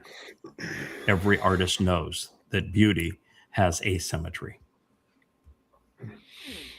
Spoken like a true fashion designer and photographer and brand manager. It's beautiful. So did we get the mouse situation worked out? Are we going to have a luminaries today with we're going back to Sodom and Amorah, right? You know, we've got Roger in the circle today rather than Rich in the circle today, so we have not been able to ask him. But Rich is pretty squared away as the producer. Rich, during that show, when I was having the trouble with it, he was able to run the show and Google mouse malfunctioning 850-page book using this version 365 of. And so he put in the whole scenario and said, "Oh yeah, very common problem. It's a Microsoft bug." And so yeah, no, it's better. And I tested again this morning. It's working still this morning. So okay, so it's better. He says it's better this morning. That's encouraging. We're going to do one regardless. And my view is that if the technology is working against you, admit it. Laugh about it, and do the best you can going forward. There's no reason to try to hide it. I remember there was a situation with Dan Rather, who was after Walter Cronkite did the evening news for CBS, and something went awry on his set. So what he did is, rather than laugh through it and say, "Okay, we have a technical problem here. I'm going to do the best I can. Just put up with me. I'm letting you know what's going on here, but we'll make it through here." He got up and had a 3-minute dead air space because he went up and had a tizzy fit. That's not the appropriate approach. You deal with it and you make light of it. I'm having the tizzy fit in the background quietly. Yeah, well, yeah, okay, you're having enough tizzy fit for everybody. For the throwing stuff. Yeah, I happen to love this particular image of the 9 books that are part of the Yada Yada series, which are just one of 6 series of books free at the Yada Yada library. And of course, the message is listen, learn, and live. Yeah. Yep. Absolutely. All right. Well, we're at 2 hours. I think that's That's That's a enough. short That's version. enough show for today. I really do want to cut the show down to a shorter period of time. I think it'd be better for everybody. But there's lots to talk about today. Roger B, you're doing great with your show. Thank you for your contribution and the fact that you're a regular on this show. Love you like a brother. And Kevin, you are the glue that keeps this whole thing together. And we're looking forward to having more shows where we get Rich as the man in the circle, who has this all working for us in terms of producing these programs. And keep in mind, our programs are for our family. We are here to equip the family such that they are prepared for what's coming, and what's coming is going to be really tough duty. And then, of course, it ends with really extraordinary duty as we get to celebrate the return to the garden for that final remnant, and we get to go explore and celebrate the universe with Yahweh. So this is a story that has a happily ever after ending. So thank you all. Good day. Thank you. Hey there, thanks for tuning in. That was Fetch. Gotta run now. Catch y'all on our next podcast.